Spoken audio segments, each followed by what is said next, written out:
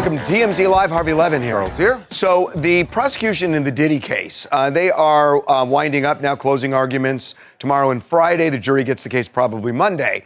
So the prosecution just filed paperwork today, actually in the form of a letter to the judge, saying that they wanted to simplify the jury instructions per the judge's instructions. And what they're doing is they're streamlining things. That there are charges alleging kidnapping, arson, that's the Kid Cudi case.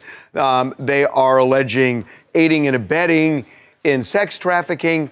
They are slimming that all down so that they're not going to kind of overburden and overwhelm the jury with instructions. Right. They're saying that to the judge that when you give the jury their instructions, just leave out the attempted kidnapping, leave out attempted arson, but they're aiding saying, and abetting. They're saying there's still actual kidnapping. Yes. Actual arson. And those things, the counts, the charges still remain. They're just saying there's no reason in the jury instructions to tell them about the attempted kidnapping. And Charles, I'll tell you why. Because attempted means you failed or didn't go through with it. They're alleging it was gone through with, so why bother calling it an attempt as well? Right. And they're just trying to, because the jury is going to have, there are so many, because there are 4 counts there, and because one of them is a RICO count that has so many underlying alleged crimes, they just want to simplify this so that the jury, when they get their instructions, know So legal what to do. Schmiegel.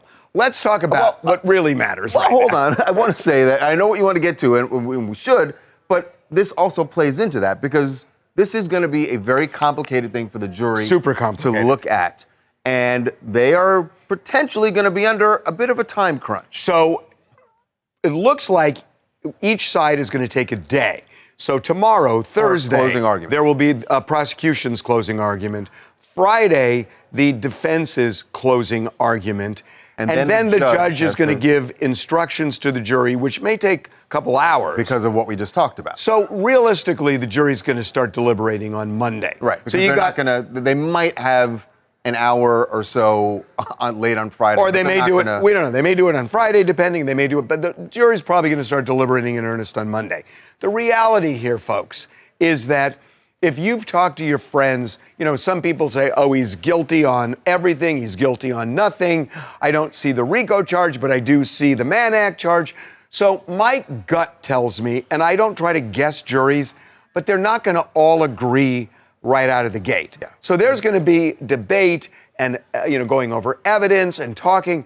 So Monday goes in. Remember, there are 28 days of testimony, and they're going to go over a lot of.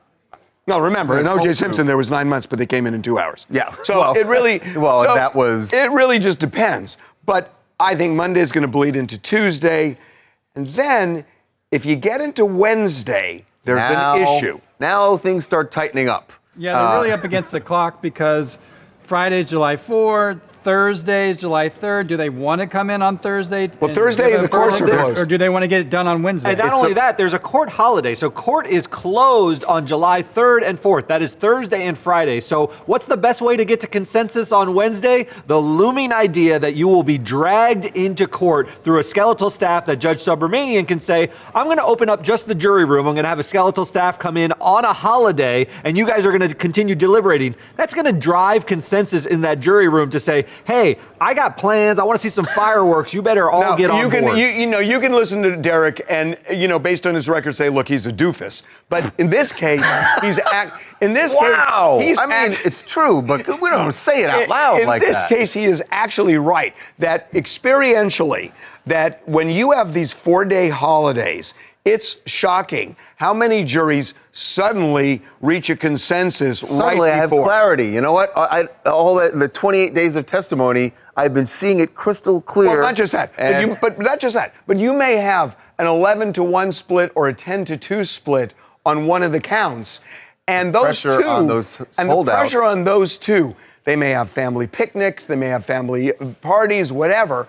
At a point, I know that sounds trivial and crazy, but there is that kind of it's inert in the back pressure. Of their head. Yes, it's definitely going to be not even in the back of the head, maybe toward the front of their head. They don't want to have it linger over the holiday.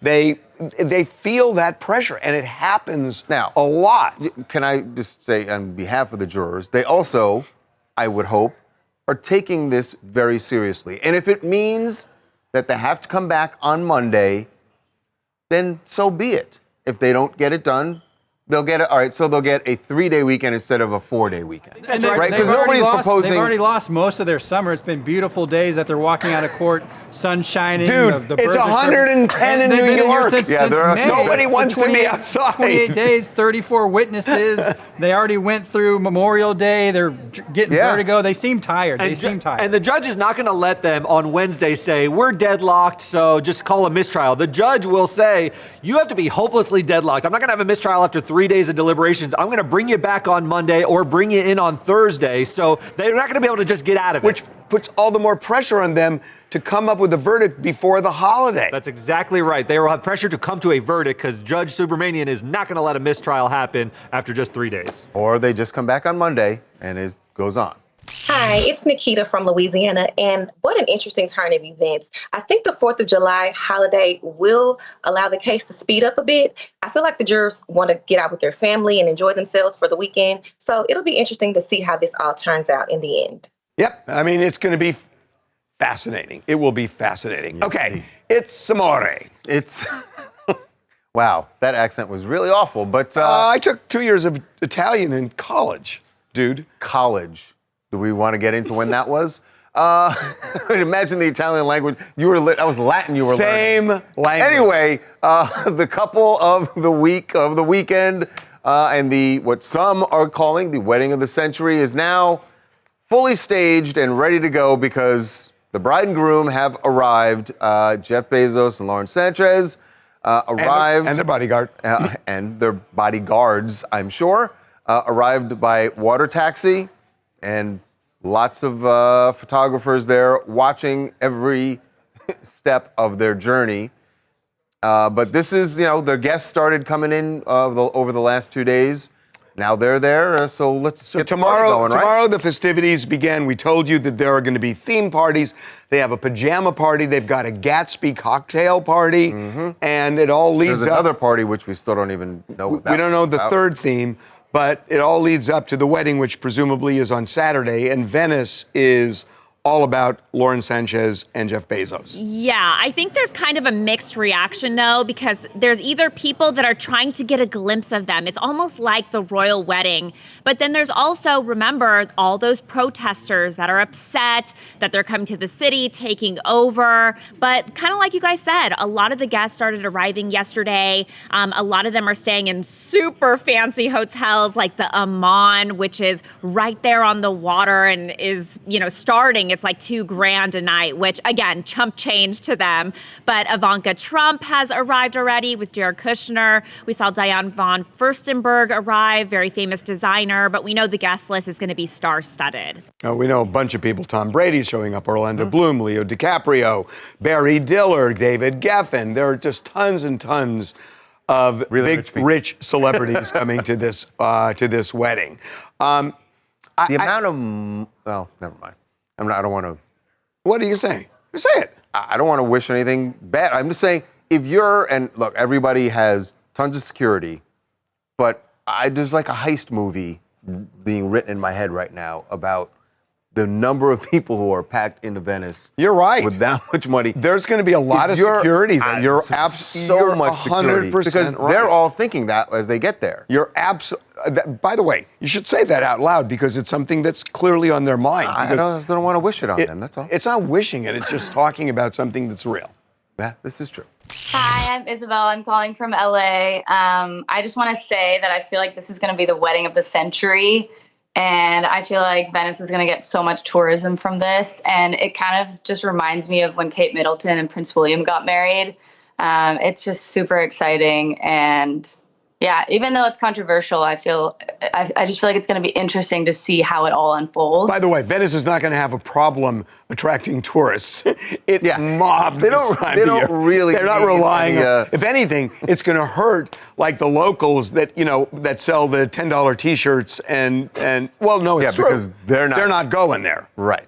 Okay, we're taking a break. All right. When we come back, Fat Joe in the middle of a lawsuit with his former hype man, and the lawyer for his former hype man got arrested this morning. Why? Well, it has to do with what he did allegedly to a process server. Process server was working for Joe Tacopina, and Joe is going to be here. Joe is representing Fat Joe.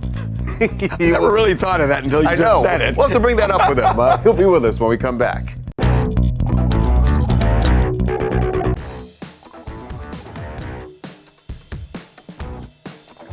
Well, the case of Fat Joe versus his former hype man, Terrence Dixon, got a little more bizarre.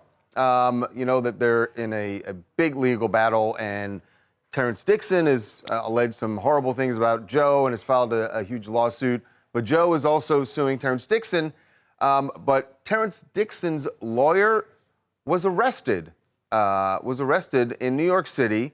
His name is Tyrone Blackburn, a name we've actually mentioned before because he's been involved in some of the lawsuits against Diddy. Yeah. But Tyrone was arrested because of something he allegedly did to the process server in this Fat Joe case. Allegedly mowed him down, drove over him. And so Tyrone was arrested in New York City. Now, that process server was working for Fat Joe's attorney, who also happens to be named Joe, our good friend Joe Tacopina. And he is not Fat Joe. Not Fat Joe. Right. And by the way, even Fat Joe's not fat anymore. I know, but he's Fit Joe. This is Fit Joe. Fat Joe, Fit Joe. I like that. ASAP Joe. Yeah. ASAP Fit Joe. Welcome back, man. This is. Harvey, I got to just correct what the Charles said, though, first. He didn't sue us, and then we sued him back. We sued him. No, you sued first. That is correct. Preemptorily. Right. Preemptorily, because the extortionate demands were coming left and right. So which anyway, we're going to get to. But this twist of him allegedly driving over your process server. How'd that go down? It went down where a 66-year-old guy who was hired just to do a job of serving a lawsuit on this guy decided he wasn't going to accept service. He didn't want to be served, so he took his car and ran into him. How did he do it? Did he throw it in reverse? What did he do? Was the process server just walked up to him in his car, or? Apparently, it's a video, but he was walking towards his car and he said what it was, and he saw him and he said some words to him and backed up and he hit him. How is he? He's okay. I mean, he's 66, not the youngest guy in the world, but he has some damage. He went to the hospital, had some leg, damage, but he's going to be okay. Live, thank God. Right. Yeah. He's going to be okay. He's going to be okay. So you got the video of this? We don't. PD does. NYPD. So they have enough evidence to proceed with this case, and they are obviously they issued an arrest warrant. And they arrested him this morning, which comes, by the way, as no surprise to me at all, guys. No surprise. It's just the latest example of his malicious and manipulative pattern of misconduct, finally coming to light. He really is an embarrassment to the legal community. This guy, it's a disgrace watching him use the court system to shield his extortionate tactics. Two federal judges. Listen to what I'm about to say to you guys.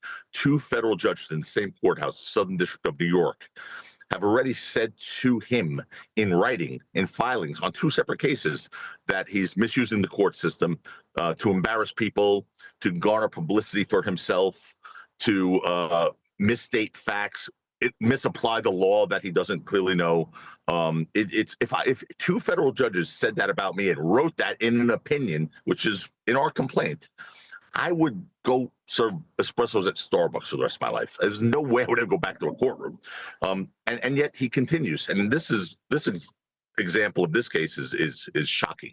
It's mind-boggling. But this seems to be the pattern of conduct now in our society, where you put a bullseye on somebody rich. Don't forget how this went down, guys. This went down where he initially made a demand, this Dixon, to Fat Joe. He was a hype man, literally a hype man. Guy who jumps around and hypes people up. That's all he did. From 15 years ago, by the way. So he then said, "Oh, well, I wrote half your songs. Give me $3 million." And Fat Joe was like, "Huh? What are you talking about?" That was the end of that. So because they didn't reply to that, or because he didn't get money from that, the next letter from Blackburn came saying, I wrote half your songs. Give me money for that. And also I saw you have sex with minors. Like, wait, what? Where did that come from? How did that miss the first letter, the first demand? I mean, it's so pathetic. And look, we've spoken to some of the people he claims this happened to in the lawsuit. Unfortunately, he hasn't. And it seems to be a pattern now where people just seem to sue. He meaning Blackburn. Joe, you mean Blackburn? Yeah. So you're saying basically what you've discovered is he didn't, from what you found, that he didn't vet these claims at all before filing this lawsuit. Correct. One of the people don't even know who Fat Joe is. So anyway, this is all going to come out. This is why we litigate. But this today's news is just this. It should be shocking when a lawyer gets arrested. It should be shocking when a lawyer gets arrested for committing felony assault on someone. But unfortunately and sadly, it's not shocking with this guy. Joe, can we pivot just for a minute to Diddy, just because you know so much about this, and especially just generally? So the jury's probably going to get the case Monday to deliberate, and Wednesday is really the last real day of court because Thursday and Friday are court holidays, although the judge could bring him back on Thursday. So we were talking about the dynamic where juries tend to come in with verdicts right before long holidays. Weigh in on that. Yeah, you're right. I was listening to it.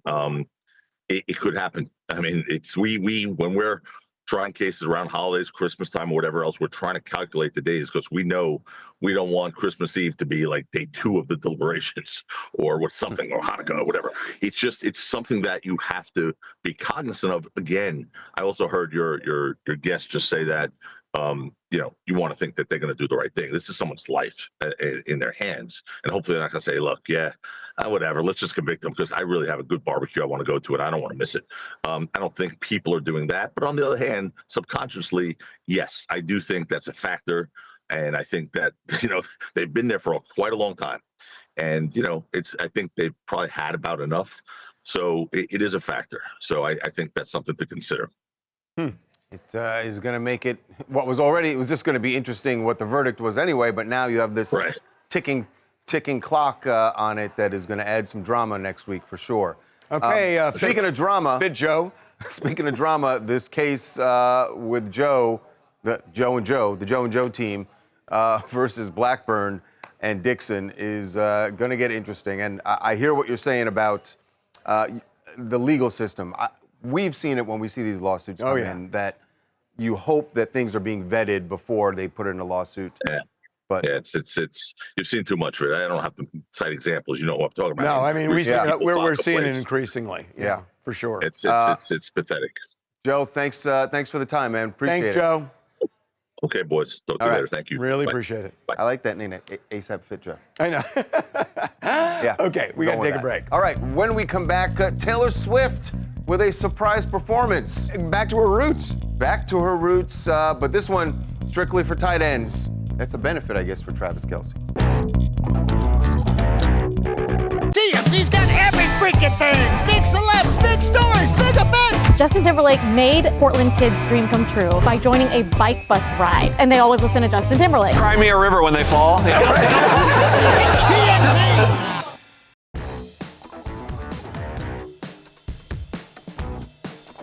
Big thrill in Nashville. Taylor Swift came home to her roots, where she ended up performing last night. A surprise performance. Wait a minute. Wait. That first shot. Yeah? Can one of the producers hear us? That's Travis Kelce. That's Is her that boyfriend. the same night? Because she believe did a wardrobe change then. Yeah. Well, if So it's what? because I thought it was a spontaneous So, thing. Travis Kelce's been having his tight end university. It's an annual gathering of NFL tight ends that he hosts. And last night they had their charity event, Tight Ends and Friends. And it was a fundraiser where, guess what? I guess somehow Travis twisted his girlfriend's arm and got her to do a surprise performance of one of her biggest hits. Yep.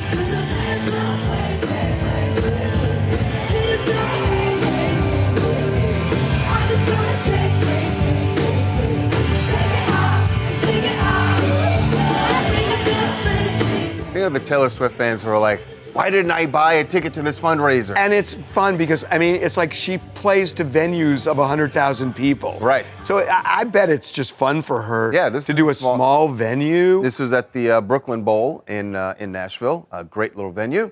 But that was a big performance. And Kane Brown came out on stage too, performed with her.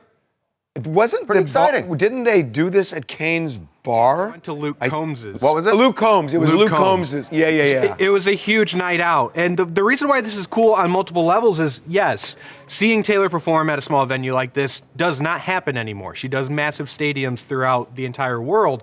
But also, like, we've seen her with the Wags in Kansas City, and that's like a whole different world. But this is like bro central.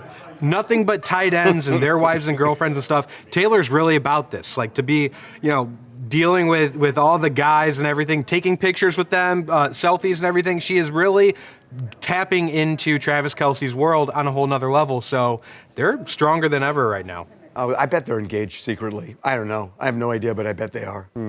Hi, I'm Nikki, and I live in Nashville, but I'm originally from Kansas City. I was at the show last night. Really? I'm a huge Travis Kelce fan, of course, so that getting that ticket right away was a no-brainer. I cannot believe she actually showed up. Not only did she show up, but she performed. It was absolutely the best night of my life. So you went hoping that Taylor was going to be there, but you didn't ever dream she would perform. Right. I bought my ticket, though, before it was even a thought that she would be there. I went last year to the concert, and Travis hosted it on stage, so I bought a ticket right away when it was announced. I did not think she would actually come to the event. How did it work? Did she just, like, appear on that stage, or did they say, oh, come on up, Taylor? How did it work? Kane Brown was actually the last performer right before her. He sang about 2 songs, and there was nothing about her potentially performing. People were hoping, but we were kind of losing hope. It was towards the end, and he starts jingling that tambourine in that video, and he starts saying, okay, I have a very, very, very super surprise guest for y'all, and the crowd just was in shock. And then she came out and sang on stage with him. Wow. So I'm sure you'll have your tickets for next year as well. How much was the ticket that you bought? How much? My ticket was $70, which seems... Do you realize there are people who pay way more than 10 times that? $1,500, $2,000? Wow. Oh my gosh, wow. Congratulations. By the way, I'm curious how things have changed for Travis. Who performed last year? Actually, there was some similar artists. Jelly Roll was actually there last year. It was pretty big. Huge. Yeah, so it was, I think Chase Rice might have been there last year too. It was still a really big concert last year because George Kittle hosted it and is a huge country fan too. But this year, actually, Luke Combs even came out with Jordan Davis and did a duet with him too, which was awesome, but it still just didn't top the finale. And people went nuts, right? Oh yeah, it was, the room was shocked, but insane. It was just like a free-for-all of screaming, crying, recording. It was insane. Oh my God. All right. Well, congratulations. Congrats. Thank you. That's like winning the lottery. You spent $70 on a lottery ticket and you won a Taylor Swift show. That's exactly what it is. Okay, we're taking a break. All right, when we come back, concerns about a 22-year-old named Thomas Fugate running a counterterrorism organization for the Trump administration. 22? Just graduated college last year. How did he get this position?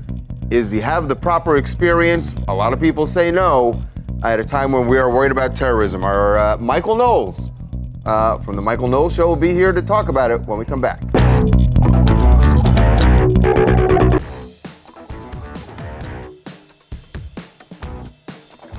We say it often, especially in politics, in sports, to the victor go the spoils. But one Trump supporters benefit from the president winning office. It has some people very concerned because Thomas Fugate is head of the Center for Prevention Programs and Partnerships. Fancy title for the arm of the DHS that is focused on counterterrorism, preventing terrorism, funding and researching all the government programs to battle terrorism here in the United States. And he has vast experience in this area. I'm just kidding. He's 22. He's 22. He graduated last year, but was a very vocal supporter of President Trump, campaigned heavily for him. and calls himself a Trumplican. That's why he got into politics. Loves President Trump. Is that the guy who should be heading this department, which at this time, as the tensions are rising with Iran, is this the person we want leading this organization? I just feel like this is case of political cronyism just gone far too wrong at the wrong time. Let's talk to somebody who I believe believes in this. Well, let's find out. Our good buddy Michael Knowles from, of course, the Michael Knowles Show and the Daily Wire is joining us once again. Michael, welcome back. What say you about Thomas Fugate? This is the fakest attack on Trump I have ever seen, and there have been a decade full of them. This is ridiculous. So first of all, anyone who's ever been in D.C. knows, regardless of party, the whole town is run by 22-year-olds. On Capitol Hill, in the White House, Democrats, Republicans, it's all kids. But in this case, this isn't even the guy in charge of counterterrorism. The counterterrorism chief at the White House is Seb Gorka, who is not 22 years old. But even beyond that, under Barack Obama, you had a creative writing MFA, was negotiating with Iran and was in charge of the Arab Spring. And then on top of that, forget about staffers. For the past 4 years, you had a president who was a vegetable who couldn't even sign his own name to executive orders. So I think this is a completely made-up story, and it's the Democrats are trying to push it to distract from Trump's very successful strike. You would agree. Go ahead. Okay. I mean, yes, there have been cronies that have been put in positions before, but he's the new big balls. I mean, that guy was the same age, and he's slashing government programs in Doge. And now you got a guy, presumably he has some responsibility, right? I mean, I don't know what you were like. He just graduated with an undergraduate degree doesn't mean he's in politics and law. Doesn't mean he's not smart. Great. Doesn't mean he's not smart. But certainly. Experience has got to matter. I get your point. There have been abuses in the past, but experience has got to matter. And you just don't have it at 22. Especially when we're dealing with terrorism, right? I mean, listen, are you saying that... fellas, I am not going to sit here and let you besmirch the reputation of Big Balls. Okay, that guy did a great job. He's gone now, by the way. He's out of the White House now. He left. He left. No, the thing is, you're right. It's great to have people with experience and everything. I'm just telling you, it's just a fact of administrations and Capitol Hill, regardless of party. The staffers are all like 12 years old. That's just how it works. I know Hold on. He's right. He's wrong. He's wrong. I know what you're talking about. No, you're wrong. I know what you're talking about. I've been there so many times. You're talking about congressional offices that are staffed by 22, 23-year-olds, but they're not. And the White House. They're not the chief deputies, and you know that. They are not the chief deputies. But Harvey, you're pointing to this guy as though he's like the chairman of the Joint Chiefs of Staff. I'm sure he's doing a great job in D.C., but even if you're just looking at counterterrorism, first of all, the top officials there are going to be the Secretary of Homeland Security. You're going to have the heads of the FBI, but also you're going to have the counterterrorism chief at the White House, who's Seb Gorka, who's probably won't tell his age, but is a little older than 22. So I guess the question you'd have to ask is, all right, what is the threat coming from this young man occupying some staffer position? And I would say Trump's done a great job on terrorism, counterterrorism in the United States, better job than Obama. He's done a great job on dealing with the Middle East, which is the source of a lot of this terrorism, much better job than Biden, much better job than Obama. So it seems like because there's we didn't have terrorist attacks. To be fair, we did not have a terrorist attack under Obama or Biden. Well, you had the Fort Hood attack. You had the Boston Marathon attack. What are you talking about? You had a bunch of terrorist attacks under Obama and Biden. Well, you're talking domestic. You're talking domestic there. Yeah. I mean, which the concern right now is about foreign terrorism, right? So if experience doesn't matter. My concern, at least, is I think the job that this guy is occupying is to deal with the terrorist threat that is coming out of the funders of terrorism, like Iran. So that's why everyone's on edge right now. Sure, but I only care about terrorism in the United States. If a terrorist attack happens in Botswana, I feel sorry for those people. But the job that the United States government is tasked with is protecting American citizens. Trump's done a great job with it. So whoever he's got in charge, whether it's this guy at counterterrorism, whether it's Big Balls, I don't care. They're doing a good job. You were honestly telling me that you would not rather have someone with some experience in either government or in law enforcement leading an organization. Who would I rather have? I mean, we had someone with we had Ben experience Rhodes running Middle East negotiations under Obama. I think he did a terrible job. No one's been more experienced than Joe Biden. Michael, you're obfuscating. You're not actually answering my question. Would you rather have? would you rather have someone in this position right now that Thomas Fugate is in? Would you rather have someone with more experience in law enforcement, government, or foreign affairs? Would you rather have someone with that experience? Not really. I think the Trump admin's doing a great job. There are plenty of people who are in more senior counterterrorism roles who are doing a great job, who have all that experience. And so I also just look at So then this guy's just a prop.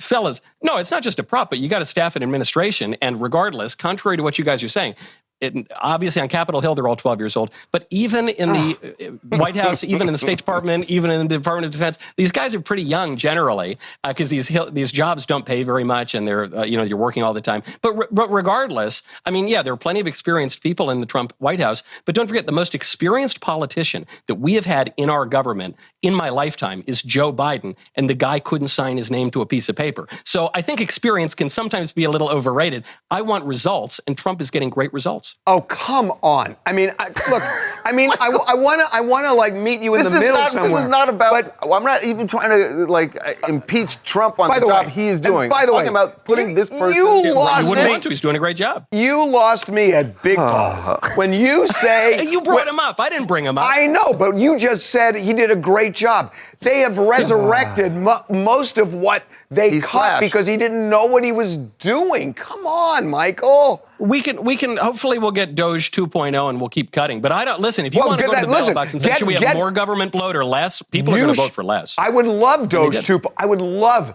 Doge 2.0, and I would love to see them start cutting military because there's so much fat in the military right now. Yeah, I'd love it, but just not to take a hacksaw. Don't you think this amazing military operation in Iran, no American service members killed, none injured. Great. This is one of the greatest military operations in our lifetime. I get it, but find out what it costs to put a toilet in the Pentagon and see what they pay. And that's what I'm talking about. There's so much bloat, and both sides. There's graft and corruption. That's true.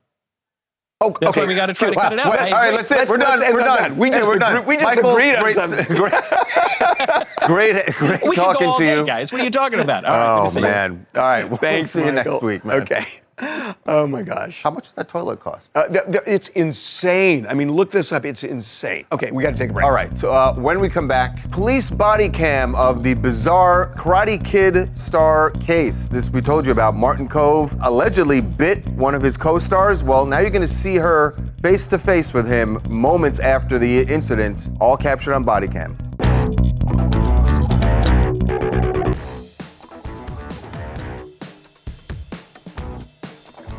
Martin Kove, the villain from the Karate Kid movies and also from Cobra Kai, we told you this was just an absolutely bizarre case. At a fan fest, he allegedly bit one of his co-stars, Alicia Hannah Kim, and she was incensed about this, obviously. Went to the police. And immediately went to a police officer who was there at the event, and now we have the body cam from that officer, and you're going to hear Martin Kove sort of try to explain what he did.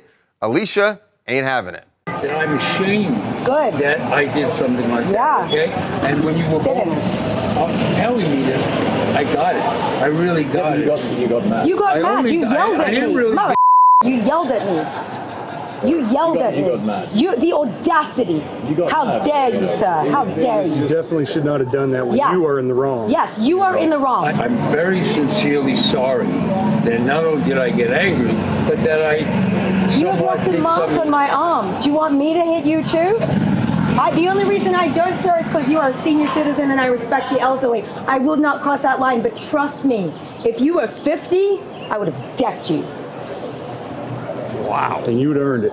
Wow. Well, that's a confession. I mean, he's not really, and by the way, Alicia said that she did not want to press charges. She wanted the officer to come over because she wanted it documented that this had happened, just so it does not happen. Help me out here, because initially I thought it's wrong to do, but I thought it was like a playful thing.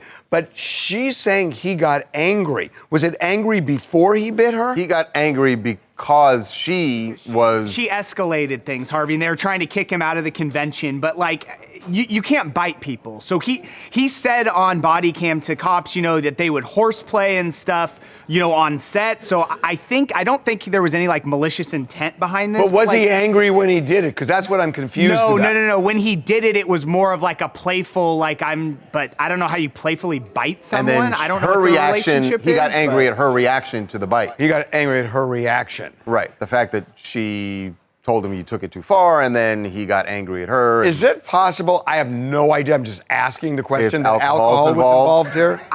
I'm not getting any that. indication of that. If anything, I think this is like, the guy's older, and I think he thought he was being funny and clearly just took things too far, and he's apologized. Devin, are you saying that older people everyone will has bite that. from Everyone time to has that time? grandpa that does like kind of weird things, and it's like trying to be jokey, and it's like weird. I think that's this situation. I don't know what you're talking about. Dude, if you think you're a spring chicken, your expiration date has already run. Next to don't flatter yourself. Don't flatter you heard yourself. him, I'm 32. Don't flatter yourself. Oh, no, he was talking about me, Devin. But yes, I'm 32 also. Yeah. This is Connor from Boston, Massachusetts. This story is wild because in what universe is biting a coworker playful? And what's crazier is that he said he was committed to learning from this and never doing it again, but he is 78 years old. So if he hasn't learned not to bite by now, I don't think it's gonna happen. And in his defense, though, he does look like a biter, so I think she should get a rabies shot. Oh, that's a defense. It's like caution, beware of dog biter. I mean, oh God, we got to take a break. Really. When we come back, a deadline has passed in the Justin Baldoni-Blake Lively war. This is a huge moment. A moment that Justin Baldoni's lawyer was here on this show telling us would not come. So what changed? We will try to unravel this when we come back.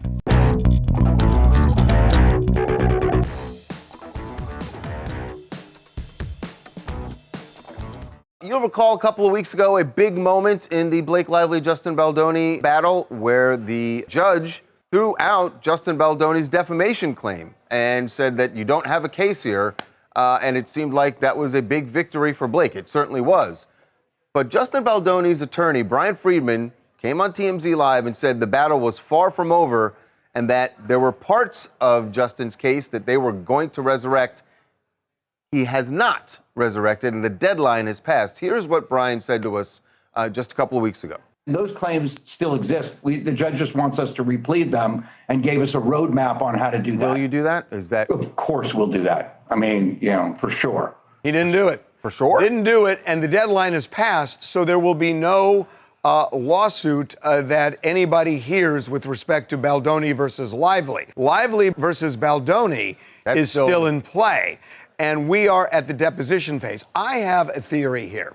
My theory is that this was a decision made after he was on TMZ Live. Clearly. By Justin Baldoni. Yeah, I believe Brian when he was here said he was going to. But I think Justin Baldoni is just thinking. So let's see. The judge seems skeptical of my claim.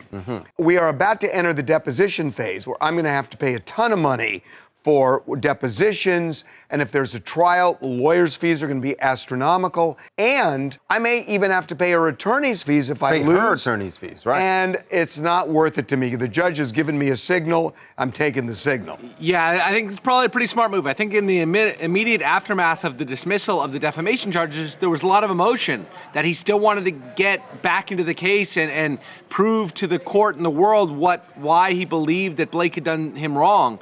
But after some thought and an understanding of the costs involved, they said that sort of cooler heads prevailed, and I think they did the right thing. So I have a theory here that everybody thinks, well, this is a huge loss for Justin Baldoni. Not so fast, because now it's Blake Lively who has to prove her case. If both of them were still suing, a jury could have ended up saying, we don't believe either of you, 0-0, and nobody wins. Now, it's either she's going to win or she's going to be Amber Heard. And that's the deal. So in a way, Justin's kind of off the hot seat and can focus on her claim. And if he wins her claim, then he presumably could get attorney's fees from her, and he's viewed as the sole victor. That is one of the great glass half full explanations I've ever heard. I mean, that is a really rosy sort of take on him losing the defamation case and being forced to dismiss the other elements of his claim. Thank you, I think. Hi, I'm Trinity Mitchell. I'm from Fort Worth, Texas. So listen, we are beating a dead horse at this point with the Justin and the Blake situation. So Justin says they have things that prove their case. Blake has things that proves their case. Either or, I think they just need to settle at this point. Like Harvey says, we could have an Amber Heard situation. The he says, she says, they're all their reputation is going to be ruined at this point. There's no coming up from it. So we just need to call spade a spade and move on. Who's the dead horse in that equation? Whoever loses. Well, yeah. Whoever loses. Well, she said we're already beating the dead horse. So. Okay. What else do you guys want to talk about? Hi, I'm Rosalind Griner from Montreal. So prosecutors dropped some of the more salacious charges against Diddy in their court case just ahead of their closing arguments, meaning the sex trafficking, the kidnapping. But in the court of public opinion, I mean, Diddy is canceled. So no matter what happens in terms of the court judgment, I think he's canceled. We always hear that, and maybe you're right, but you look at Michael Vick, and they said that about him, and it didn't happen. So if you're Diddy, you'd rather have a chance at redemption. Yes, you understand that you're canceled, but you can at least perhaps overcome that if you're not in prison. Here's what Diddy. If you're in prison, what Diddy wants is freedom. Right. That's what Diddy freedom. wants. If you want to cancel all he him, wants. He's probably fine with that. Right. One more. Hey, it's Becca from Warwick, Rhode Island. I want to talk about this Jeff Bezos Lauren Sanchez wedding. If I was a guest, of course it's going to be fabulous, but a 4-day wedding sounds very exhausting. And going back to the location for a second, I'm very surprised they chose Venice. A couple like that I thought would get married in space or on the moon, or maybe they meant Venus and it turned out to be Venice. Oh, what a good idea that would have been to go up in the capsule, Space Origin, and a Blue Origin. A true destination wedding. And you just do it really fast. Dude, accept the ride before. Strap in. Okay, we're taking a break. All right, when we come back, Queen Cardi has found her place. If this is love bombing, I think most women would take it. We're going to show you where her new boyfriend, Stefon Diggs, set them up for a nice vacay.